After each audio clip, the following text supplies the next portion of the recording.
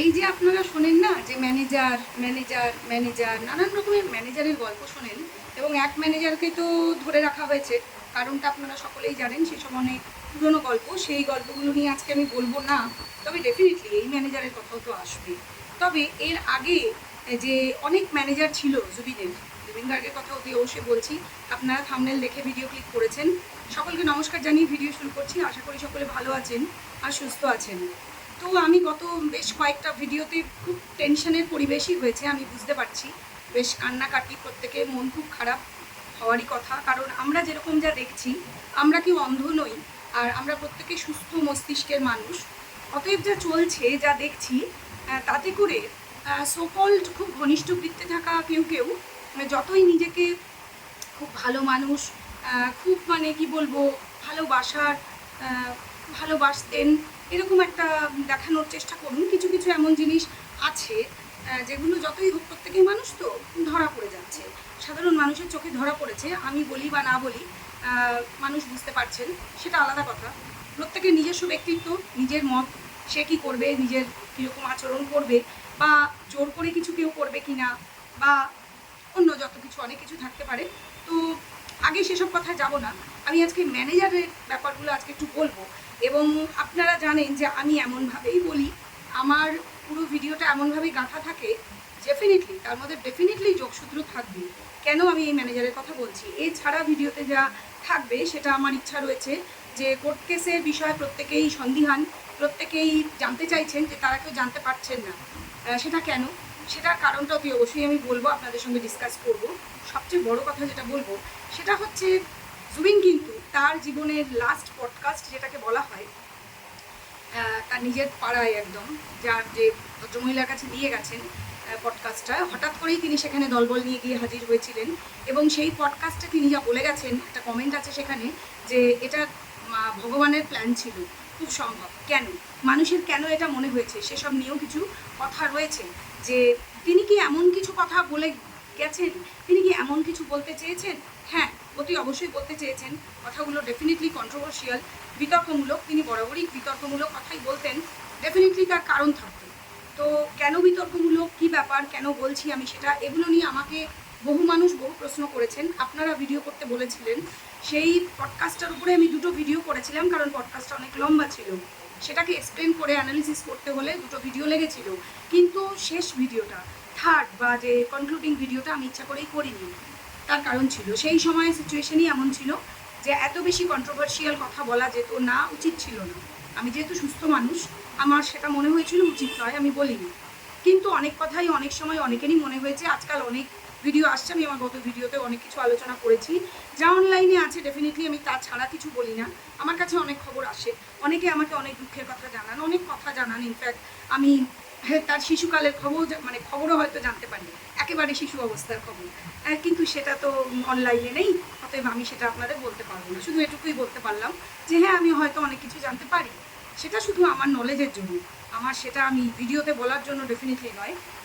তো ভিডিওতে দেখে আমি যা বুঝেছি সেটাকেই আমি অ্যানালিসিস করি, আপনাদের সামনে তুলে ধরি অতি অবশ্যই যুক্তিসঙ্গতভাবে। তো চলুন একটা একটা করে পয়েন্টগুলো বলবো।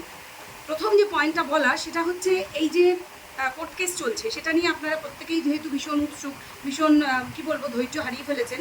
আমি বলবো ধৈর্য হারাবেন না, কারণ একটা আছে, আমার ব্যক্তিগতভাবে মনে হয়েছে, হ্যাঁ, নিউজ চ্যানেলগুলো খুব একটা দেখা যাচ্ছে না। আপনারা অনেকেই অসমীয়া বোঝেন, নিউজ চ্যানেলগুলো ফলো করেন, আমি জানি।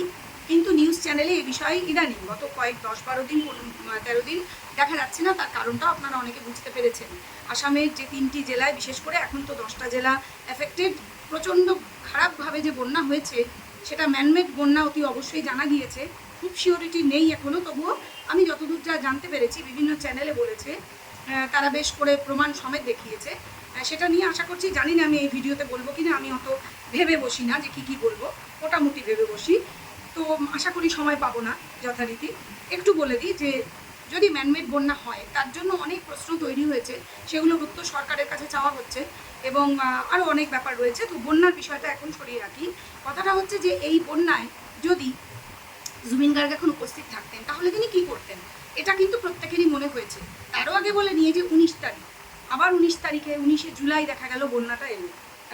অনেকেরই মাথায় এসছে প্রশ্নটা যে 19 তারিখ কি ব্ল্যাক ডে আসামের জন্য প্রত্যেকটা 19 তারিখে কি ভয় পেতে হবে?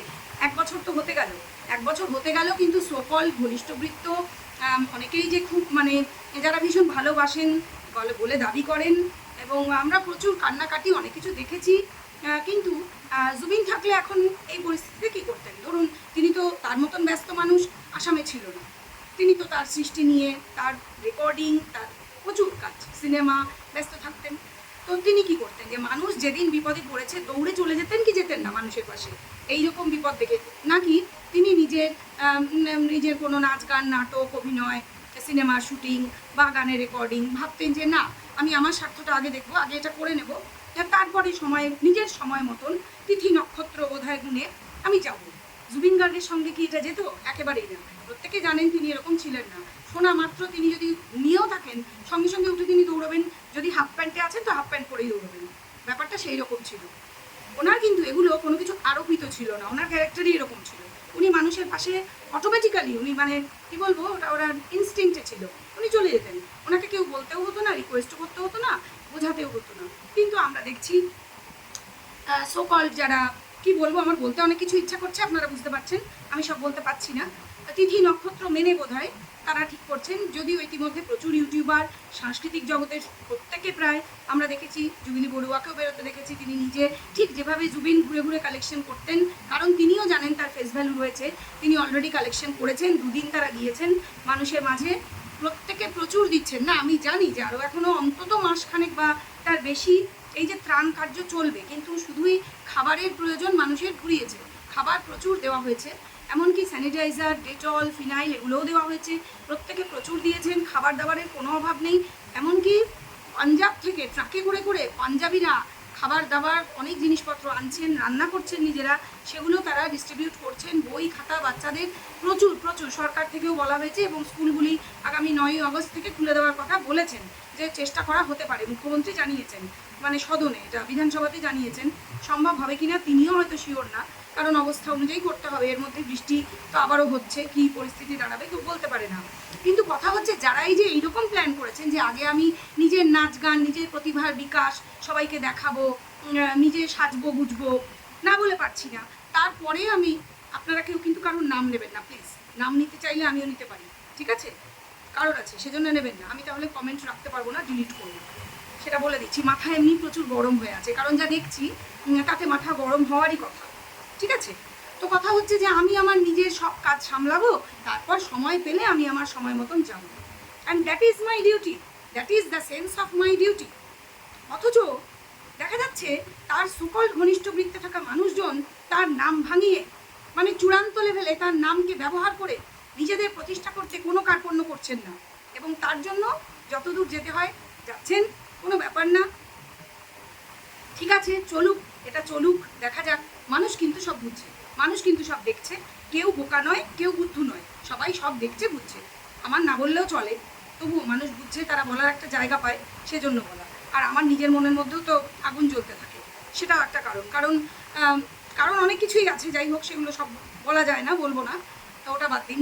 আপনারা নিজের মতন ভেবে নিন, আর দয়া করে কেউ নাম লিখবেন না প্লিজ, আমার ভালো লাগে না, নাম লিখবেন না, সবাই সব জানেন, সবাই সব বোঝেন, নাম লেখার কি আছে। তো যাই হোক, এরপর যেটা বলবো সেটা হলো, এই বন্যায় জুবিন থাকলে তিনি কি করতেন? অবশ্যই তিনি কালেকশানে তো যেতেনই, যেরকম তিনি অন্যান্যবার যেতেন, ডিস্ট্রিবিউশনের ব্যবস্থা তার ফ্যান ক্লাবগুলির মাধ্যমে করতেন, তাকে বলার মানে কোনো দরকারই পড়তো না, তিনি নিজে দৌড়ে চলে যেতেন। এবং সবচেয়ে বড় কথা, নিজের সমস্ত কাজ পেন্ডিং করে, ব্যস্ততম মানুষ আসামে, তার মতন ব্যস্ত কেউ ছিল না, তার নিজের ঘুমানোর টাইম পেতেন না, এরকম অবস্থা, ব্যস্ততম মানুষ, সেই মানুষকে বলতে হতো না, তিনি অবশ্যই যেতেন, কালেকশন করতেন, দিতেন, মানুষের পাশে সর্বতভাবে দাঁড়াতেন, মানুষ তাকে ভরসা করতো, ঠিক যেভাবে এখন অখিল গগৈ স্যারকে বিশ্বাস করছে, ভরসা করছে, কারণ তিনি ঠিক জুবিনের মতোই লাফিয়ে ঝাঁপিয়ে কাজ করছেন, একমাত্র বিধায়ক, আর কেউ করছেন না, সেভাবে কেউ করছেন না, এটা ঘটনা যেটা দেখা যাচ্ছে। আর সেটাই বলছি, আর ইউটিউবাররা, সাংস্কৃতিক জগতের লোক অনেকেই, তারা কিন্তু দৌড়ে ঝাঁপিয়ে করছেন নিজের যে যার সাধ্য মতন। বলিউড থেকেও প্রচুর সাহায্য এসছে, এবং জুবিন থাকলে কি করতেন? জুবিন করতেন কি, তার বলিউডের বন্ধুদের ফোন করতেন, বা তারাই তাকে ফোন করতেন, নিয়ে কথা হতো, যে তোরা এই কর, তোরা বলতে হতো না, তারা নিজেরাই বলতেন যে আমরা এই পাঠাচ্ছি, উনি সেগুলো সব মানে রিসিভ করে ডিস্ট্রিবিউশনের ব্যবস্থা অতি অবশ্যই করতেন। এটা ছাড়া সবচেয়ে বড় যে কাজটা করতেন সেটা হচ্ছে সরকারের উপর, যদি, আমি বলছি যদি, আমি জানি না, মানে এক্স্যাক্টলি পরিস্থিতি কী। যদি চাপ সৃষ্টি করার কোনো বিষয় কোনো দরকার পড়তো, এমনকি কেন্দ্রীয় সরকারের উপরও, তিনি অবশ্য করেই সেটা করতেন। একবারের বেশি মানে একবারও ভাবতেন না, একবারের বেশি দুবার কেন, একবারও ভাবতেন না। তিনি নিজের জন্য কখনোই ভাবতেন না। আর এই নিজের জন্য না ভাবার প্রসঙ্গে ফিরে আসি একটা প্রসঙ্গে, যে এই যে খারগুলিতে তিনি থাকতেন অনেকদিন আগে, যে বাড়িটা তৈরি হচ্ছিল বিশাল রাজপ্রাসাদের মতন, আমি সেটার কথা বলছি না, কারণ এই বাড়িটা তৈরি হয়েছে বিশাল জমির উপর। আপনারা জানেন এই জমিটা অনেকদিন আগে নেওয়া হয়েছিল, আমার এক্স্যাক্টলি জানি না কত সালে বা ভুলে গেছি, তো নেওয়া হয়েছিল। এবং সেখানে কিন্তু তার স্টুডিও ছিল, এবং সেই স্টুডিওর সঙ্গে পুকুর, সেই পুকুরে রাজহাঁস, আপনারা অনেক ভিডিও দেখেছেন, রাজহাঁস, কচ্ছপ, মাছ, তার প্রচুর পুকুর ছিল, হাঁস মানে চড়াই ওনারা বলেন, পশু মানে পাখি, এরকম অজস্র মানে জীবজন্তু কি না ছিল, সব কিছু ছিল। উনি তো একটা অজগরও কিনবেন ভেবেছিলেন, আর্টিফিশিয়াল ল্যাবে তৈরি অজগর, সেটা উনি রাখবেন ভেবেছিলেন। উনি সেখানে বসে আড্ডা দিতেন। উনি ওই বাইরে একটা ছাউনি মতন করা ছিল, ওখানেই শুতেন, ওখানে পুজো টুজোও হতো। উনি শিব পুজো করতেন। এই শিবের ব্যাপারটাও কিন্তু ভেবে দেখা যায়, পরে আশা করছি বলবো। তো ওই যে উনি কিন্তু সেখানে খুব এনজয় করতেন থাকাটা, উনি খুব ভালোবেসে সেখানে থাকতেন। তো সেই স্টুডিওটা ভেঙে দেওয়া হয়েছিল। কেন ভেঙে দেওয়া হয়েছিল উনি নিজে যা বলে গেছেন, সেটা আপনাদের বলি। ওনার যে আগের ম্যানেজার ছিল, এই যে ম্যানেজার, এই ম্যানেজারের প্রসঙ্গে এই জন্যই আজকে আসবে, যে ম্যানেজার, যে এখন আপনারা যাকে দেখছেন, সে ম্যানেজারই করতো, এবং সঙ্গে আরও একজন ছিল, উনি বারবার নাম বলেছেন, আমি আর অত নাম বলতে চাই না। সেই ছেলেটি ভালো শুনেছি, তো সে এখন কোনো পিকচারে নেই, আমি জানি না, সে হয়তো ছেড়ে দিয়েছিল লাস্টের দিকে, এটা হতে পারে। তো এই যে ম্যানেজার, এই ম্যানেজার কিন্তু সে আগের ম্যানেজারের মানে কি বলবো কর্মচারী কীরকম, একটা ভাঙা সাইকেল নিয়ে, আমি বলছি না, জুবিনের বন্ধু ঋতু কলিকার মুখে আপনারা অনেকবার শুনে থাকবেন, ভাঙা সাইকেল নিয়ে সে আসতো এই স্টুডিওতে, খুব সম্ভব আসতো, খারগুলি স্টুডিও তখন ছিল, সেখানে আসতো 5 মাস খাটতো। যে ওই কাজের ছেলেরা থাকে না, এখনও আরও কিছু ছেলে ছিল, কাজের ছেলেরা ছিল, সেরকম 5 মাস খাটতো। তারপরে দেখা গেল তার একটা ভেসপা হলো, ভেসপা মানে স্কুটি। তারপরে দেখা গেল তার গাড়ি হলো, এবং আপনারা ওই শতাব্দীর মুখে শুনেছেন প্রচুর গাড়ি। তারপরে তার এই জলের কোম্পানি, মানে অজস্র ইনভেস্টমেন্ট, সবগুলি ডেফিনেটলি জুবিন গার্গের পয়সায়। সেটা তো এখন মানে তদন্তের সাপেক্ষ, সব তদন্তের আওতায় আছে, ওগুলো নিয়ে বলবো না। ধরা কী পড়েছে সব আগে আলোচনা হয়েছে, কারণ না হলে আপনারা জানতে পারতেন না, বাংলায় আপনারা জানতে চান বলে আমার ভিডিও করা। ব্যাপারটা হচ্ছে যে এই যে খারগুলি স্টুডিওটা, এখানে তো উনি একটা ওই সাংঘর উনি বলেছিলেন, সাংঘরটা হচ্ছে যে মিশন চায়নাতে একটা শুটিংয়ে ব্যবহার হয়েছিল। আপনারা যারা মিশন চায়না দেখেছেন, সেখানে যে গানের একটা সিকোয়েন্স ছিল, যেখানে নায়িকা বাচ্চা মেয়েটিকে কোলে নিয়ে গান করছে, ওই সাংঘরের মধ্যেই। সাংঘর মানে কিছুই না, যারা বুঝতে পারছেন না, খড়ের তৈরি একটা ঘর, যেটা দোতলা করা ছিল। তো সেই সেট, ওটা তো সেট ছিল, সেই সেটটা যখন খোলা হয়েছে, খুলে উনি ওটা নষ্ট করেননি, উনি খারগুলি স্টুডিওয় নিয়ে আসেন। স্টুডিও কিন্তু তখন ছিল, খারগুলিতে স্টুডিওটা নিয়ে আসেন, এবং ওনার খুব ইচ্ছা ছিল উনি এই সাংঘরে থাকবেন, এবং উনি থাকতেন সাংঘরের মধ্যে, উনি থাকতেন, উনি খুব এনজয় করতেন, ওখানে খেতেন, ওখানে শুতেন, এরকম টাইপের। কারণ মানে কেন বলছি এটা জানেন তো, এই যে এখন আলোচনাগুলো চলছে বন্যায় যে ভেসে যাবে না, কীরকম বাড়ি হওয়া উচিত আসামের মতন জায়গায়, বিশেষ করে উজনি আসাম, যেখানে নদী ভেঙে এরকম কাদা জল আসতে পারে, সুনামির মতন হয়েছে, যেটা মনে হচ্ছে যেন সমুদ্রের জল। যারা সাঁতার জানেন না তারা একেবারে মানে কি বলবো, একটু যুদ্ধও করতে পারেননি, ভেসে গিয়েছেন। যারা সাঁতার জানেন তারা একটু চেষ্টা করে অনেকে বেঁচেছেন, তাদের ফ্যামিলির অনেকে ভেসে মারাও গিয়েছেন, এখনও বডিও পাওয়া যায়নি, এরকম অনেকে আছেন যে গেঁথে আছে ওই সিল্টের তলায়। তো কথাটা হচ্ছে যে উনি এইরকম যে ব্যাপারটায় এখন যে বলা হচ্ছে যে এইরকম খড়ের তৈরি সাংঘর, সেই ঘর ব্যবহার করা উচিত, তাহলে আপনারা বুঝতে পারছেন যে উনি কতটা দূরদর্শী ছিলেন, যে আসামের এইসব জায়গায় এরকম, যে জোরহাট, গুয়াহাটি, যেরকম সাংঘর, উঁচু সাংঘর ব্যবহার করলে কি হয়, তলা দিয়ে জলটা চলে যাবে, ঘরটা ভাঙবে না, অ্যাটলিস্ট মানুষগুলো বেঁচে যাবে। যতটা উঁচু করে পারা যায়, বাঁশের ওপর হয়তো বানানো হয় এগুলো, বাঁশের ওপর খুব সম্ভব, ভালো করে দেখলে আপনারা বুঝতে পারবেন সেই ছবিগুলো।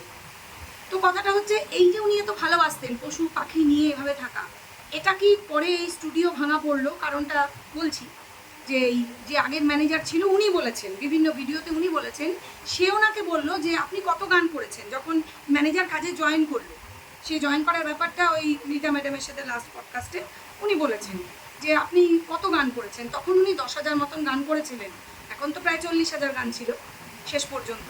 তো উনি বলেছেন 10,000 গান গান। তখন বলেছে আপনি 10,000 গান গিয়ে কী করলেন, কী গুটালেন, মানে কি আর্ন করলেন, মানে টাকা পয়সা বলতে চেয়েছে। এরা তো খুব ওই মানে মারোয়ারি ব্যবসায়ী, সেটা সবাই বলে মারোয়ারি, আমি জানি না, আমি তাই বললাম। তো এই যে ছিল সেও তাই।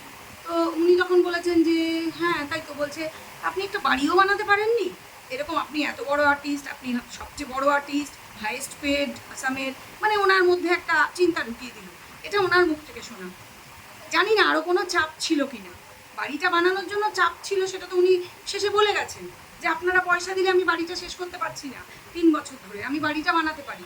মানে ওনাকে এই জন্যই নিজের ওপর চাপ নিয়ে করতে হচ্ছিল, প্রোগ্রাম করতে হচ্ছিল, গাইতে হচ্ছিল, চাপ নিতে হচ্ছিল, কারণ বাড়িটা শেষ করার চাপ ছিল। উনি কিন্তু বলতেন বিভিন্ন ভিডিওতে, আপনারা দেখেছেন, আমি রাস্তার মানুষ, আমার তো বাড়িঘর লাগে না, আমি রাস্তাতে থাকি। এবং ঘটনা যে উনি এই সাংঘরে থাকতেন যখন খারগুলিতে থাকতেন। পরে এই স্টুডিওটা তাড়াহুড়ো করে বানানো হয়েছিল এবং এই শেখর বানিয়েছিল বলে এখন আপনারা যে ওনার ফ্ল্যাটের প্রতিবেশীর মুখ থেকে জানতে পারলেন, সেদিন যে বললেন সাক্ষ্য দিতে গিয়ে, সেটা নিয়েও বলেছি। নইলে আপনারা জানবেন কীভাবে, যারা বোঝেন না অসমীয়া ভাষাটা। কথাটা হচ্ছে যে এই যে উনি কিন্তু রাস্তার মানুষ বলতেন, ওনার কিন্তু স্টুডিওতেই বরাবর উনি থাকতেন। উনি বাড়িতে খুব কমই যেতে পারে, বাড়িতে থাকাটা ওনার কম হতো, যেতেন থাকতেন সেটা ঠিক আছে, কিন্তু থাকা পার্মানেন্টলি মানুষ যেরকম থাকে সেরকম উনি কিন্তু স্টুডিওতে থাকতেন, কারণ ওনার কাজ। এবং কাজ শুধু না, এটাই আমার বলার, যে উনি যে পশু পাখি প্রাকৃতিক পরিবেশ গাছগাছালির মধ্যে থাকতে ভালোবাসতেন, সেখানে পুকুর থাকবে, সব থাকবে। এই যে জোনালি স্টুডিও, সেখানে কি কোনো পুকুর ছিল? ছিল না। তাহলে সেখানে কি যে কচ্ছপ হাঁস এগুলি ছিল? ছিল না, এগুলিকে রাখা যায়নি। এই যে বাঁদরটা এসে থাকতো, সেটা কোথায়? সেটা এই খাড়গুলিতে, খাড়গুলির স্টুডিওর কথা এগুলো। যে বাঁদর, যে মধুসূদন গার্গ যার নাম দিলেন, যে ওই যে যার নাম হচ্ছে উদাসীনগড়, যে বক, যে পাখিটা, সে এদের নিয়ে উনি খাড়গুলিতে ভালো ছিলেন, কিন্তু সেখানে উনি থাকতে পারেননি, কারণ বাড়ি বানাতে হবে। তো এই ম্যানেজার, আগের ম্যানেজার নাকি বলেছিল বাড়ি একটা বানাননি, মানে ওনাকে উস্কে দেওয়া হয়েছিল। এবং তারপরে আরও জানি না কী কী চাপ ছিল, যেটা উনি বলে গেছেন যে আপনারা টাকা দিলে আমি বাড়ি বানাতে পারি। মানে মানুষটা গান গাইতে পারছে না, আমরা দেখতে পাচ্ছি যে মেয়েটি এখন জেলে আছে, সে সামলে দিচ্ছে, তখন পাশে দাঁড়িয়ে সে গানটা করে দিচ্ছে। উনি পারছেন না, লিটারালি উনি পারছেন না, গলা ছিঁড়ে যাচ্ছে, এতটা কষ্ট নিতে হচ্ছে। কিন্তু তার তো টাকা পয়সার কোনো মোহই ছিল না, ওনার পকেটে 20 টাকা থাকাও যায়, 20 লাখ টাকা থাকাও তাই, উনি নিজেই বলতেন। কারণ ওনার পকেটে যে টাকাটা থাকতো সেটা উনি দান করে দিতেন। উনি যে যে মানে খৈনি কিনবেন, উনি একটু নেশা করতেন এটার, তো সেটারও উনি টাকা অনেক সময় চেয়ে নিতেন কারোর কাছে। উনি বলেছেন 20 টাকা চেয়ে তাকে উনি 20,000 টাকা দিয়েছেন, এরকম গল্প আমরা অনেক অনলাইনে এসছে, শুনেছি। তো সেই মানুষ যার টাকার মোহ ছিল না, যে নিজে বলে গেছে যে আমি টাকার জন্য গান গাই না, যার বাড়িতে থাকার কোনো মোহ ছিল না, আমরা অন্য সোর্স থেকে শুনেছি তিনি নাকি বলেছিলেন বিরাট বাড়ি, তেন থাকবো, এগুলো অন্য সোর্সে শুনেছি, তার মুখ থেকে শুনিনি। তার মুখ থেকে আমরা এটাই শুনেছি যে আপনারা টাকা দিলে বাড়িটা শেষ করতে পারি। খুব কষ্ট, ওনার গলায় খুব কষ্ট, উনি যে বলছেন কথাটা, ওনার মতন মানুষ এটা বলছে পাবলিককে, আমরা ভাবতে পারি না, জাস্ট ভাবতে পারি না। অথচ ওনাকে বলতে হয়েছিল, সেটা কি সে প্রেশার সেটাও বলতে পারবো না, কারণ তখন ওই ম্যানেজার ছিল না, তখন ছিল এই ম্যানেজার। এবার আমার প্রশ্ন, একটা 50,000 বা 60,000 টাকা মাইনে করা কর্মচারী, যে এই ম্যানেজার এত পাওয়ারফুল হলো কি করে? তো সে মানে এত মাথায় উঠলো কি করে, সেটা একটা প্রশ্ন। উনি নাকি সবাইকে খুব ভালোবাসতেন, ভালোবাসলেও ওনার কিন্তু যথেষ্ট বুদ্ধি ছিল। কারণ এই যে উনি যে ম্যাডামের কাছে সাক্ষাৎকারে বলে গেলেন যে খেতে দিলেই খেতে থাকে, ফ্যাট, তুমি যদি বেশি খাও তাহলে তুমি ফ্যাট হয়ে যাবে। ম্যাম তখন বললেন বুঝতে পেরেছি, মানে আর বলো না। মানে উনি তো যথেষ্ট বুদ্ধিমতী, উনি বুঝতে পেরেছেন। আরও পরে কথা হয়েছিল, কিছু কথা কিন্তু বলেছিলেন শিল্পী যে আমি পরে বলবো, পিছত কম, মানে পরে বলবো, মানে ক্যামেরায় বলবেন না। তো আশা করছি উনি বলে গেছেন সেই কথাগুলো, আমি জানি না সেগুলো কি কথা। হয়তো সেই কথাতে ইন্সপায়ার হয়ে ম্যাম কিন্তু মায়াবন বানিয়েছেন নিজের বাড়ির জমিতে, এক টুকরো জমিতে প্রচুর গাছগাছালি, ওনার বাড়ি এমনি গাছগাছালি প্রচুর আছে, সেখানে প্রচুর পাখি কাঠবিড়ালি আসছে এবং সেখানে মানুষজন যাবে, বসবে, ছায়ায় জিরোবে, হয়তো বা জুবিন গার্গও আসবেন, তিনি তো আছেন প্রকৃতিতে, সেজন্য সেই একটা চিন্তা ভাবনা ওনার মধ্যে রয়েছে এবং উনি কিছু করতে চেয়েছিলেন জুবিনের জন্য। তো এটাই ওনার দিক থেকে কন্ট্রিবিউশন উনি করছেন। এবং শুধু তাই নয়, ম্যাম কিন্তু এই বন্যার্থদের জন্য রীতিমতন, আমি জানি না উনি কোনো কিউআর কোড দেননি, কিছু না, এইভাবে কালেকশন উনি হয়তো করেনি পাবলিকের থেকে, উনি হয়তো নিজেই কোনো সংস্থান করেছেন বা ওনার পরিচিতদের থেকে কালেকশন হতে পারে, বলতে পারবো না, কারণ কোনো কিউআর কোড দেননি, শুধু উনি জানিয়েছেন আপডেটটা। দেখলাম বিভিন্ন ফটো ভিডিও যে মানে জোগাড় করা হচ্ছে, জিনিসগুলো প্যাক করা হচ্ছে, খাবার দাবার অনেক জিনিস, সেগুলো নিয়ে যাওয়া হবে। বন্যার্থদের মধ্যে বিলি করা হচ্ছে। এরকম অনেক মানুষই কিন্তু করছেন। আবার অনেকে দেখুন নাচ গান সাজগোজ, নাটক অভিনয়, সিনেমা শুটিং ইত্যাদি করে তারা কিন্তু মানে সময় পাচ্ছেন না। যখন তারা সময় পাবেন তারা যাবেন, তারা নিশ্চয়ই যাবেন, ডেফিনেটলি যাবেন, কারণ প্রচারের প্রয়োজন তো রয়েছে। মানে শুধু প্রচার আর প্রচার, এই প্রচারে এত ব্যস্ত যে কিছু কিছু জিনিস এমন এমন তারাও করে ফেলছেন, তারা এমন এমন করছেন যে হয়তো এখন রিয়েলাইজ করছেন না এটা কিন্তু এগেনস্টে যাচ্ছে। আসলে মানুষ কিন্তু বুঝে ফেলছে আসলে, মানে সেক্ষেত্রে কোনো কিছুই কাজে আসবে না আর যেগুলো চলছে। যাই হোক, আবার অন্য প্রসঙ্গে না যাওয়াই ভালো। বলি আরও কিছু ম্যানেজারের গল্প আছে। সেই ম্যানেজার কিন্তু কোনো মাইনে করা ম্যানেজার না। এরা ছিলেন, এই যে ম্যানেজার জুবিনের যে একদম প্রথমের ম্যানেজার যিনি এখন মন্ত্রী, তার কথা বলছি না, তারও আগে জুবিনের একেবারে স্কুলের বন্ধু তিনি ছিলেন। স্কুলের বন্ধু বা এই জেবি কলেজের বন্ধু, স্কুলেও বোধহয় পড়েছেন সেই বন্ধু, আমার নামটা এক্স্যাক্ট মনে নেই, যার চশমার পাওয়ার, আর জুবিন যখন চশমা পরতেন চশমার পাওয়ার এক ছিল। কেন বলছি এই কথাটা আজকে এজন্যই বলবো যে আপনারা অনেক কাঁদছেন, আমার ভীষণ কষ্ট হচ্ছে, তাই একটু হলেও যদি আপনাদের বুকে হাসি ফোটাতে পারি তার জন্য আমার এই ঘটনাটা বলতে হবে। এবং এই ভদ্রলোক ছিলেন জুবিনের অবৈতনিক ম্যানেজার। কীভাবে হয়েছিলেন সেটা আগে বলে নিই, তারপরে আমি এই যে হাসির যে কোশ্চেন সেটাই আসবো, যে কেন হাসির ব্যাপারটা হয়েছিল, কি হয়েছিল। তো জুবিনের মা তিনি যখন বেঁচে ছিলেন তখন জেবি কলেজে এই ভদ্রলোক একসঙ্গে পড়তেন, ঘনিষ্ঠতা ধীরে ধীরে বেড়েছিল বিভিন্নভাবে। এই ভদ্রলোক কিন্তু মিউজিক লাইনের লোক নন। তার একটা ইন্টারভিউ থেকে আমি এই জিনিসটা জানতে পেরেছি, কথাগুলো উনি বলেছেন যে জুবিনের মা এই জন্যই ওনাকে বললো যে ম্যানেজার সেই অর্থে ঠিক না, ঘরোয়াভাবে ম্যানেজার, যে একটু দেখে দিবি, একটু ম্যানেজ করবি, বলতে ছেলেটা আমার যে ডাকছে তার সঙ্গে চলে যায় এরকম টাইপের। এবং এটা উনি বলছেন এটা হতো, মানে কোনো একটা স্পটে যেখানে গান করতে তখন যেতে হবে, ওনারা সব রেডি, হঠাৎ দেখা গেল জুবিন নেই তো নেই, মানে কার সাথে কোথায় চলে গেছে, কেউ হয়তো ডেকেছে, কিছু হয়তো একটা বলেছে যে ওই জায়গায় যেতে হবে, উপকার করতে বা ব্যস্ত কিছু একটা দরকার, কারোর কিছু উপকার করার দরকার বা টাকা দিতে হবে, সে দৌড়ালো, এরকম ব্যাপারটা। তো এই যে মানে কোথায় চলে গেল এই হই হই, আপনাদের আমি অনেক এপিসোডেই বলেছি যে এরকম ছিল, ছোটো থেকেই ওনাকে হঠাৎ পাওয়া যেত না, উনি হঠাৎ করে হাওয়া হয়ে যেতেন। গাছের ওপর কখন পাওয়া যেত, মানে 5 বছর বয়স থেকে এরকম যে গাছের ওপরেই পাওয়া যাবে, বা কোথাও ঢুকে গেলেন হঠাৎ, মানে এই ঝোপঝাড়ের মধ্যে উনি হয়তো খেলছেন সেখানে। আর ওনার একদিন স্কুলে হয়েছিল যেটা, যে স্কুলে থেকে উনি এলেন না, স্কুল বাসে আসতেন, বাস থেকে সব বাচ্চা নামলো, উনি নামলেন না, বাবা মায়ের মাথায় হাত, বাবা দৌড়েছেন স্কুলে, গিয়ে দেখছেন ছেলে দোলনায় দোল খাচ্ছে, এরকম হয়েছে। মানে উনি প্রকৃতির সাথে এতটাই একাত্ম যে স্কুল বাস চলে গেছে, আর আমরা ছোটো ছিলাম যখন, উনিও সেই সময়েরই মানুষ, তখন কিন্তু এই এত কার্ড, স্কুলের কার্ড, এত বাবা মা না গেলে ছাড়বে না, এগুলো ছিল না। স্কুল বাস এসে দাঁড়ালো, উঠে গেল, সবাই চলে গেল, এত দেখতেও না কেউ, চেকও করতো না একটা বাচ্চা যে ওঠেনি। তো উনি একদিন এরকমও করেছিলেন, কিন্তু সেটাও ঘটনা নাই। ম্যানেজারের কথাটা বলেনি যে এই ভদ্রলোক কিন্তু কোনো বেতন নেওয়া ম্যানেজার ছিলেন না, তিনি বন্ধু, যে বন্ধুর যাতে ক্ষতি না হয়, কে কোথায় ডাকলো চলে গেল, তাকে সময় পাওয়া গেল না, প্রোগ্রাম করতে কথা রাখা যাবে না, জানেন আপনারা এরকম প্রোগ্রামে, বিহু প্রোগ্রামে বিশেষ করে মানে মারধর খেতে হবে তাহলে, এবং দলের প্রত্যেককেই, সেজন্য তারা টেন্সড হয়ে থাকতেন। সেজন্যই এই ভদ্রলোক যেহেতু ঠিক অপোজিট ছিলেন স্বভাবে, জুবিন ছিলেন খুব চঞ্চল, আর এই ভদ্রলোক ছিলেন খুব শান্ত, ধীর, বুদ্ধিমান তো বটেই, পড়াশোনাতেও ডেফিনেটলি ভালো ছিলেন। সেই জন্য জুবিনের মা দায়িত্ব দিলেন যে তুই বাবা আমার ছেলেটাকে একটু দেখে দিস, মানে ম্যানেজ করে দিস সোজা কথায়। তো উনি সেই থেকে ফিনান্সিয়াল দিকটা দেখতেন, নাহলে তো টাকা পয়সার তো সেই থেকে ওনার কোনো টাকা পয়সার ব্যাপারে না হিসাব ছিল না কিছু। 10 টাকার বান্ডিল দিলে ওনাকে যদি বলা 1 লাখ টাকা, উনি সেটা ও আচ্ছা ঠিক আছে বলে পকেটে রেখে দেবেন, এরকমই শোনা গেছে বারবার। এই ভদ্রলোকই বলছেন কিন্তু যে এই হাসির এবার যে ঘটনাটা সেটা বলবো কি হয়েছিল।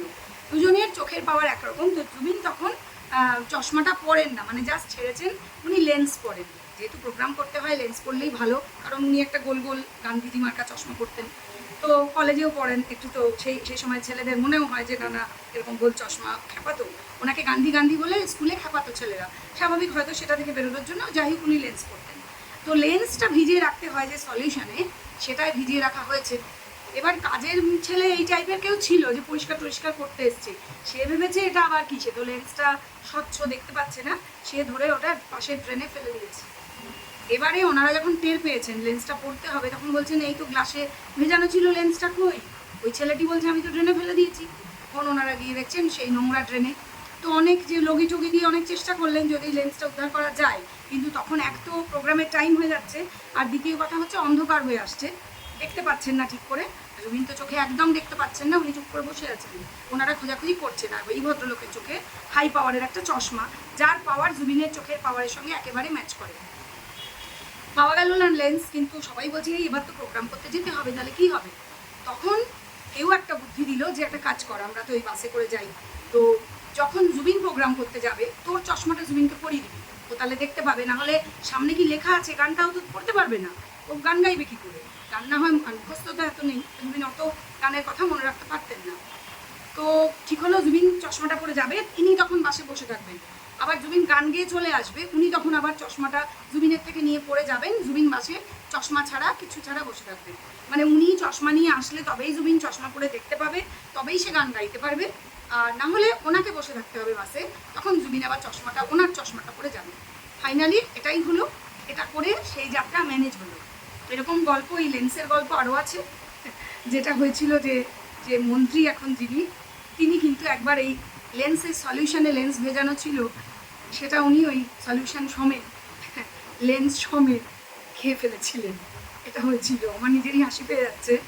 খেয়ে ফেলেছিলেন মানে ওই যে বললাম ট্রান্সপারেন্ট, তো এরা প্রত্যেকেই তখন যথেষ্ট বয়স কম, তাড়াহুড়ো থাকতো, বুঝতে পারেননি, জল মনে করে খেয়ে ফেলেছিলেন। তো এটা মানে ওনার মুখে শোনা, জুবিনের নিজের মুখে শোনা। মজা করে করে অনেক গল্পই বলতেন, তো এটাও বলেছেন। তো এই ব্যাপারগুলো দেখছি আমরা যে চলছে। আর আর হ্যাঁ, এবার বলবো যে বিতর্কিত বিষয় কি ছিল। বিতর্কিত আমি অনেক কিছুই ছিল, আমি একটা আজকে বলবো, কেননা সব বলতে গেলে না মাথা সত্যিই আমাদের গুলিয়ে যাবে। একটা বিতর্কিত বিষয় হচ্ছে যে ওনাকে জিজ্ঞাসা করা হলো যে তোমার আশ্রয় নেই, ধরো তুমি তো ভীষণ টায়ার্ড থাকো, তুমি তো ভীষণ মানে তোমার তো মনে হতে পারে আমি কারোর সঙ্গে নিজের কথাটা শেয়ার করব, মানুষের তো নিজের ভিতরের যে কোর এরিয়ার কিছু কথা থাকে, বারবারই ভদ্রমহিলা কোর এরিয়ার কথাটা বলছিলেন। তখন আশ্রয় নেই প্রশ্ন করাতে উনি পরিষ্কার করে বললেন নো, তারপরে বললেন but I am very strong, আমাকে মানে আমি ভীষণ স্ট্রং, আমাকে দরকার পড়ে না, আমার দরকার পড়ে না, আই ডোন্ট নিড, এরকম বললেন। তারপরে কিন্তু ওনাকে যেটা জিজ্ঞেস করা হয়নি সেটা উনি বললেন। এটা কেন বললেন আমি জানি না, আমি আপনাদের প্রশ্নটা করছি। ওনাকে জিজ্ঞাসা করা হয়নি যে তোমার কি কোনো হোম আছে, তুমি কি মনে করো, উনি নিজেই বললেন I don't have any home also, আমার 5টা বাড়ি আছে কিন্তু আমি স্টুডিওয় শুয়ে থাকি। এই কথাটার মানে আমি আজও বুঝতে পারিনি। কারণটাই হচ্ছে এখন যে সমস্ত ভিডিওগুলো আসছে তাতে মনে হচ্ছে যে এই কথাগুলোর কি উনি কোনো মানে করেছিলেন, আমি জানি না। আপনাদের যা মনে হয় সেটা আপনারা বুঝবেন, আমি তো বুঝতে পারছি না যে এই কথাগুলোর কী মানে। এরকম আরও অনেক কথা আছে। ভদ্রমহিলা তো মানসিক আশ্রয়ের প্রশ্ন করলেন, আপনাদের কি সেটা মনে হয়েছে?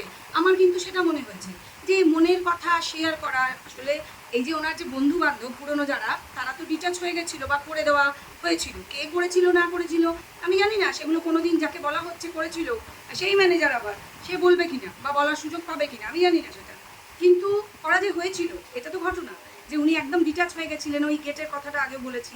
তো কথা হচ্ছে যে এই যে আশ্রয়ের প্রশ্ন করাতে, মানসিক আশ্রয়ের প্রশ্ন করাতে সে নিজে থেকে কেন এই হোম নেই, I don't have any home also, এটা কেন বললো? উনি কিন্তু পাড়ার লোক, উনি কিন্তু একই পাড়ার লোক, যে এখানে স্টুডিও সেই পাড়ার লোক, সেটা উনি নিজে বলছিলেন, আমার জানার কথা নয়, উনি নিজেই বলছিলেন পাড়ার লোক। গল্পে গল্পে যখন সেই পুরনো কথা হচ্ছিল, মায়া গানটা চলতো গাড়িতে, যে মারুতিটা রাখা থাকতো, গাড়ির নাম্বার বলছিলেন, সেই সময় জানা গেল যে ওনারা একই পাড়ার লোক। আমি কোনো ভেতরের খবর নিয়ে বলছি না, এইভাবে জেনেছি। এইরকম অনেক কথাই ওনার ইঙ্গিতপূর্ণ কথা মনে হয়েছে, অনেকেরই মনে হয়েছে, না হলে লোকেরা তো মনে প্রশ্ন কেন। আর উনি একলা এটা যে অকলখড়িয়া বলতেন, সেটার অনেক ব্যাখ্যা অনেকে দিয়েছেন, আমিও দেখেছি সেই সমস্ত ইন্টারভিউ। তো হ্যাঁ, শিল্পী মানুষরা একলা হন, কিন্তু উনি যে আকেলাপন যেটাকে বলে, যেটা বন্ধু বান্ধবকে দূরে করে দেওয়ার ফলে হয়েছিল, যেভাবে যেই করে দিয়ে থাকুক, জানি না কোনোদিন সেটা সামনে আসবে কি না, সেই যে একলাপন, সেই যে মনের কষ্ট, তার থেকেই এই আশ্রয়হীনতার প্রশ্নটা আমার ধারণা ভদ্রমহিলার মাথায় এসেছিল। কিন্তু সেখানে হোমের কথা উনি কেন বললেন আমি জানি না, হয়তো ভাবছেন পাড়ার লোক সেজন্য হতে পারে। তো যাই হোক, যেটা বলছিলাম যে এবারে বলবো যে ওনার মৃত্যু যেভাবে হয়েছিল সেই দৃশ্যটা আপনারা ভাবুন, আমরা ভাবতে চাই না, আমাদের কষ্ট হয় ভাবলে, কিন্তু কিছু কিছু বাস্তব যখন প্রশ্ন ওঠে তখন ভাবা উচিত। সেই কথাটা মানে কেন বলছি সেটাও কিন্তু আবার এই যে ম্যাডামের সাথে কথোপকথনের সাথে জড়িত বলছি, আগে সেটা বলে নিই। ওনাকে ম্যাডাম প্রশ্ন করছেন যে তোমার প্রিয় গান কোনটা, উনি তখন বলছেন, যেটা উনি অন্য অনেক জায়গায় বলেছেন, যে দেখো তোমার যদি 10টা ছেলে মেয়ে থাকে, তার মধ্যে কে তোমার বেশি প্রিয় তুমি কি বলতে পারবে?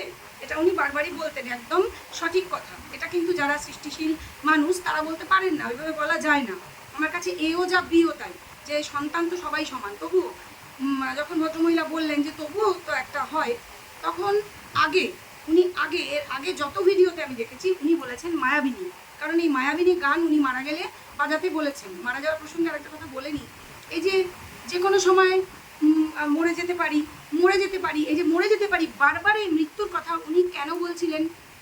সেটা যেমন আমাদের এখন মনে হচ্ছে উনি হঠাৎ চলে যাওয়াতে এইভাবে, বা চলে যেতে বাধ্য করাতে। আবার এই যে উনি এটা যে বলতেন, উনি কবে থেকে বলতেন? এটা যদি আমাকে কেউ পারেন বলতে, যে কোন সাল থেকে উনি এটা বলতে শুরু করেছিলেন? ওনার মুখটা ঠিক তখন থেকেই কি দুঃখী দুঃখী হয়ে গেছিল? ওনার যে মনের দুঃখ, কষ্ট, অভিমান, জ্বালা, যন্ত্রণা যাই থাক, কি তখন থেকে হয়েছিল উনি যবে থেকে এই কথাগুলো বলতেন? আমি এখনও সাল তারিখ সত্যি বলছি মেলাতে পারিনি, কারণ আমি মিথ্যে কথা বলি না। আমি যদি বানিয়ে বলে দিই কিছু একটা, সেটা ঠিক হবে না, আমি সেটা বলবো না। কারণ ওনাকে নিয়ে রিসার্চ করতে গেলেই আমার মাথাটা যায় ভীষণ গুলিয়ে। কারণ এত ভাস্ট একটা ট্যালেন্টেড, শুধু না একটা এত মানে অল্প বয়সে এত বড় একটা জীবন। কারণ আপনারা জানেন যে সবাই বলি আমরা, ওনার স্ত্রীও বোধহয় বলেছেন যে 100 বছরে মানুষ যা কাজ করতে পারে না 100 বছর বেঁচে থাকলে, সেই কাজটা উনি মাত্র 52 বছরের মধ্যে কমপ্লিট করে গিয়েছেন। অতএব এত ফাস্ট একটা মানুষকে নিয়ে কথা বলতে যাওয়ার আগে সত্যি বলছি আমার প্রতিটা এপিসোডের আগে ভয় করে, এবং সেজন্যই আমি কিছু ভেবে বসি না। আপনারা জানি না বুঝতে পারেন কিনা, আমার যা মনে আসে, আমার যেটা মনে হয়, সেই মনে হওয়াটা আপনাদের সঙ্গে আমি শেয়ার করি। একদম এক্স্যাক্ট আমি এটাই করি। কোনো স্ক্রিপ্ট নিয়ে বসি না যে আমি এটা বলবো ওটা বলবো এরপরে ওকে বলবো, এরকম না। ভুলেও যাই, অনেক কথা ভুলে যাই আমি, এডিটিংয়েও অনেক সময় ভুল হয়। যাই হোক, যেটা বলছিলাম যে এই যে ওনার মানে কি বলবো, যে কথাটা হচ্ছিল, তো ব্যাপারটা হচ্ছে যে উনি বলতেন মায়াবিনী ওনার সবচেয়ে প্রিয় গান। যত গান মানে ডার্ক সংও বলতেন। এটা কিন্তু একটা সিনেমার গান, যেটা মুনিন বড়ুয়ার দাগ সিনেমার গান, এবং খুব মানে ভালো সিনেমাটা, ভীষণই ভালো একটা থ্রিলার ধরনের। আমি কিছুটা দেখেছি, যতটুকু এসছে অনলাইনে ততটুকু দেখেছি। কারণ এসএমএস সিনেমা আমি জানি না কেন পুরো সিনেমা আপলোড করা খুব কম হয়।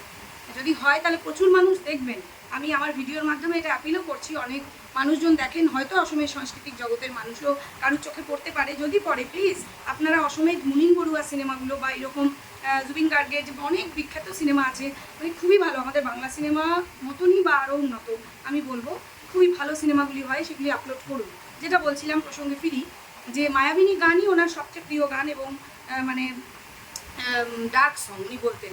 কিন্তু এই যে ম্যামের সঙ্গে ইন্টারভিউতে উনি চেঞ্জ করলেন কথাটা কেন? উনি বললেন রই রই বিনালে, রই রই বিনালেই সবচেয়ে ডার্ক সং। এর মানে এর সঙ্গে আমি বলি যে রই রই বিনালে উনি বলেছিলেন, বা আমি ওনার স্ত্রীর মুখে কোনো ইন্টারভিউতে শুনেছি যে ওনাদের ব্রেকআপ হয়েছিল অল্প সময়ের জন্য, তারপরে আবার সব ঠিক হয়ে যায়। তো সেই সময় উনি লিখেছিলেন বলে। তো এটা কি ব্রেকআপ সং ছিল তাও নয়, তবে হ্যাঁ একটা দুঃখের ব্যাপার ছিল। তো এই যে দুঃখের গান, তার মানে উনি এখন বলছেন একেবারে মারা যাওয়ার কয়েকদিন আগে যে রই রই বিনালে ওনার মোস্ট ফেভারিট সং, নিজের সৃষ্টি, নিজের তৈরি করা। কেন কেন মায়াবিনী নয়, মায়াবিনী পরিবর্তন হয়ে গেল রই রই বিনালে। মানে রই রই বিনালে কথাটার মানে হচ্ছে যেটা ডুকরে ডুকরে কান্না বা থেমে থেমে কান্না, মানে যে কান্না সমানে আসছে ভিতর থেকে, মানে মনের বহিঃপ্রকাশ, মানসিক অবস্থার। আমি জানি না, উনি তো কিছু বলে যাননি। আমরা যারা চাই ওনাকে এক্সপ্লোর করতে, জানতে, তাদের মনের তো এরকম প্রশ্ন আসে যে কেন রই রই বিনালে উনি কেন বললেন? এর আগে তো মায়াবিনী ছিল, কেন উনি মায়াবিনী বললেন না? আমি জানি না। তবে উনি সময়ের সঙ্গে বলতেন যে আমি নিজের গানের ধারা বদলাই, পরিবর্তন, উনি যুগের সঙ্গে চলতেন, আপনারা জানেন। এবং এক্স্যাক্টলি উনি যুগের থেকে আসলে 12 বছর এগিয়ে থাকতেন, এক যুগ উনি এগিয়ে থাকতেন। ওনার যে দুই পায়ে দুই রকম জুতো, এগুলো সময়ের থেকে অনেক এগিয়ে ছিল, আপনারা জানেন। তবে হ্যাঁ, যেহেতু উনি নিজেই অনেক কথা নিজের থেকে বলছিলেন এই মানে ইন্টারভিউতে, সেজন্য ওনার এই কথাটা আমার খুব কানে লাগলো যে উনি আগে মায়াবিনী বলতেন না, কেন রই রই বিনালে বললেন? ওনার কি মন কোথাও কাঁদছে? কি জানি না সত্যি মনের মধ্যে কি ছিল, মনটা কাউকে খুলে দেখিয়ে যাননি। আমরা চেষ্টা করছি বোঝবার ওনার মনের মধ্যে কি কোনো কষ্ট ছিল, কি কষ্ট ছিল। হয়তো এগুলো মনে হতো না, কিন্তু এই যে রিসেন্টলি ববিতা শর্মা, অজয় ফুকন এরা যেরকম কথা ভিডিওতে বললেন, তার ফলে মনের মধ্যে অনেক রকম মানে মনে হচ্ছে। আবার এই ভিডিওগুলো রোজই দেখি, এই ম্যামের ভিডিও ইন্টারভিউ রোজ দেখি, অনেকেই দেখেন, আমাকেও বলেন তারা, রোজ দেখি আর রোজই যেন নতুন কিছু এক্সপ্লোর করি। মনে হয় আরে এটা তো আগের বার মিস করে গেছিলাম, এই কথাটা তো মনে হচ্ছে কেন, এটা কেন বললেন, এটা কেন এরকম হয় বললেন? প্রত্যেকবার যা মনে হয়। আপনাদের কার কি মনে হয়? আপনারা অনেকে দেখেন, আমি জানি, বলবেন আমাকে। তো এই ভিডিওতে আজকে এটুকুই থাক, আরও অনেক কিছু বলার রয়ে গেল। আর যা বলা হলো না, যা বলা যাচ্ছে না, সেটা হলো সবচেয়ে বড় কথা। এটা আপনারা অনেকেই বুঝছেন, অনেকেই জানেন, নিজেরাই বুঝেছেন। আমি শুধু একটাই কথা বলবো, আমার ভিডিও অনেকেই দেখেন, তাদেরকে বলবো যে শেক্সপিয়ারের যে প্লেগুলো, নাটকগুলো, তার মধ্যে শুধু জুলিয়াস সিজার ছিল না, শুধু মার্চেন্ট অফ ভেনিস ছিল না, আরও ছিল, ম্যাকবেথ ছিল। তো ম্যাকবেথ, হ্যাঁ, ম্যাকবেথ হচ্ছে আমার খুব প্রিয় ফেভারিট উপন্যাস, উপন্যাস নয়, নাটক। কথা হচ্ছে যে এই জুলিয়াস সিজার অনেকে পড়েছে হয়তো মন দিয়ে, কারণ জুলিয়াস সিজারের সঙ্গে এই যে রই রই বিনালে সিনেমার স্ক্রিপ্ট, তার দৃশ্য, যেটা নিয়ে ভিডিওতে আলোচনা করেছেন বলেই আমার মনে এসছে, আমি অনলাইনে কিছু না আসলে সেটা নিয়ে বলি না, আবারও বলবো যে রই রই বিনালে স্ক্রিপ্ট নিয়ে জুবিন নিজে এমন কিছু কথা বলে গেছেন এই ম্যাডামের ইন্টারভিউতে, যে গায়ে কাঁটা দেওয়ার মতন এক্স্যাক্ট কথা মিলে গিয়েছে তার সাথে বাস্তব জীবনে যা ঘটেছে। এটা কিভাবে সম্ভব? এবং বারবার জাহাজের কথা, বারবার সমুদ্রের কথা, সমুদ্রের কতটা গভীর আমি দেখি না, ঝাঁপ মারি দিই, আমরা তো সেটাই দেখেছি, লাস্টে উনি ঝাঁপ মেরে দিলেন। মানে এটা কিভাবে সম্ভব? এটা কিভাবে এত মিল সম্ভব? তবে বলবো যে জুলিয়াস সিজার অনেকেই পড়েছে, জুলিয়াস সিজার নিয়ে অনেকে হয়তো মাথাও ঘামিয়েছে, অনেকের হয়তো ফেভারিট, কিন্তু তারা কি ম্যাকবেথ পড়েনি? ম্যাকবেথের যে নাটক, সেখানে লেডি ম্যাকবেথ এবং ম্যাকবেথ, তাদের কি হয়েছিল এবং তারা কি করেছিল, তারা কি সেটা পড়েনি? যারা পড়েছেন তারা আমায় বলবেন যে ম্যাকবেথ কেমন লাগে। আমার খুব ভালো লাগে, কারণ ম্যাকবেথ এটাই শেখায় যে সব খারাপ কর্মেরই ফলটা খারাপই হয়। লেডি ম্যাকবেথ লাস্টে পাগল হয়ে গেছিল, ম্যাকবেথ তো মারাই গেছিল, আমার এক্স্যাক্ট মনেও পড়ছে না এখন, এরকম হয়েছিল, মানে দুজনেরই অবস্থা খুব খারাপ হয়েছিল, অথচ তারা অনেক কিছু পেতে চেয়েছিল। যাই হোক, আমি ম্যাকবেথের কথা এই জন্যই বলা, ম্যাকবেথের সাথে কোনো মিল নেই, তবে জুলিয়াস সিজার যেহেতু তার বন্ধু পরিবেষ্টিত হয়েই সেই মানে খুব পরিচিত বৃত্তের মধ্যেই তার মৃত্যু হয়েছিল, এবং ব্রুটাস যে তার প্রিয় বন্ধু তাকে হত্যা করেছিল, এবং তিনি বলেছিলেন ব্রুটাস তুমিও, সেই জন্য সেটার সাথে কেন জানি মিল পাই, যেহেতু এই ম্যানেজার, এই যে যারা আরও ছিল ব্যান্ড মেম্বার, তারা তো সব ঘনিষ্ঠ বৃত্তের, তাই না? আরেকটা কথা জানা গেছিল যে এই যে ব্যান্ড মেম্বার যেটি, এই ছেলেটি কি এটা বাজাতো, পারকাশন না কি বলে, সে হচ্ছে স্টুডিও নাকি বানিয়েছিল, এবং সেটাও হয়তো জুবিনের পয়সা, এবং এই ঋতু কলিতা বলছে অনেক কিছু চুরি করে করে নিয়ে যেত, ওটা একটা চোর, এরকম বলছে। যাই হোক, সেটা আমি জানি না, উনি বলছেন, ওনার দায়িত্ব। কথা হচ্ছে স্টুডিও বানিয়ে ফেললো, চুরি করে নিয়ে গেল, এগুলো জুবিন জানতে পারতো না, হতেই পারে না। এই জন্যই তো বলছিল যে আমি খেতে দিই, নিজে কম খাই, অন্যকে খাওয়াই বেশি, কিন্তু বেশি খেলে লোকে ফ্যাট হয়ে যায়, মানে বেশি বার বৃদ্ধি হয়ে যায়, তাই বলতে চেয়েছিলেন তো। কথা হচ্ছে এটাও নাকি শোনা গেছে যে বাধ্য করতো এই ছেলেটি ওনাকে নিজের স্টুডিওতে গিয়ে গান রেকর্ড করতে। কিভাবে? মানে ওনার বাধ্যবাধকতা কি? উনি যে কাউকে পাত্তা দিতেন না দুনিয়ার, কিসের বাধ্যবাধকতা? এইখানে বড় প্রশ্ন, বিশাল একটা কোয়েশ্চেন মার্ক। জানি না সেই কি বাধ্যবাধকতা, যার জন্য ওনার মতন মানুষ এদের কাছে মাথা নোয়াবে, এদের যে চাপে পড়ে যাবে। কিভাবে ওনাকে নিয়ে যাওয়া গেল, ওনার এত শরীর খারাপ সেটা সত্ত্বেও। ওনার বম্বেতেও কিন্তু উনি একাই গেছিলেন এই এরকম লোকজনের সঙ্গে, সেখানে ওনার সাথে আর সো কল্ড ঘনিষ্ঠ কেউ ছিল না, এরাই ছিল শুধু। ঠিক আছে, কয়েকদিন আগে গেছিলেন। এ পর্যন্তই বলার ছিল, পরে আশা করি আরও যদি কিছু জানতে পারি নিশ্চয়ই জানাবো। আরেকটা কথা, last but not the least বলে শেষ করি, আগামী 13ই আগস্ট এই মাসেরই যে শুনানি আছে সুপ্রিম কোর্টে, ওই শ্যামকানু আর এদের সম্প্রদায় এই হাইকোর্টে আছে, সেখানে হয়তো কিছু ফয়সলা আসলেও আসতে পারে। আর যেটা বলছিলাম, কোর্টের কেন বিচার এত ধীর গতিতে চলছে, সেটার কারণ বন্যার খবর এখন কোর্টের হয়তো চলছে, আমরা জানতে পারছি না। বন্যার খবর যেহেতু প্রায় সেটা আসছে সামনে, কোর্টের খবর কী সাক্ষ্য চলছে না চলছে কিছু সেভাবে জানা যাচ্ছে না। যখনই জানতে পারবো আপনাদের বাংলাতে বলি বলে জানানোর চেষ্টা নিশ্চয়ই করব। আর আমার ভিডিওর উদ্দেশ্য আবারও বলে দিচ্ছি, বাংলার মানুষ যথেষ্ট ভালোবাসেন জুবিন গার্গকে, তারাও কাঁদেন, আজও কাঁদেন, সেজন্য তারা জানতে চান যে এক্স্যাক্টলি চলছেটা কি, হচ্ছেটা কি, কী হয়েছিল তার সঙ্গে, তিনি কি বলতে চেয়েছিলেন বিভিন্ন পডকাস্টে বা এরকম ধরনের কিছু, তার সম্পর্কে মানুষ জানতে চান। আমার ভিডিওর উদ্দেশ্য সেটাই, কাউকে বদনাম করা নয়, জানানো মানুষের কাছে যে এই বিষয়গুলো তারা যা জানতে চান। সকলকে নমস্কার জানিয়ে ভিডিও শেষ করব। ভালো লাগলে নিশ্চয়ই লাইক করবেন, যারা সাবস্ক্রাইব করেননি চাইলে সাবস্ক্রাইব করবেন, আর ভিডিওটা ভালো লাগলে শেয়ার করবেন, যদি মনে করেন শেয়ার করার প্রয়োজন আছে আরও মানুষকে ঘটনাগুলো জানানোর প্রয়োজন আছে। এখন এ পর্যন্ত, নমস্কার।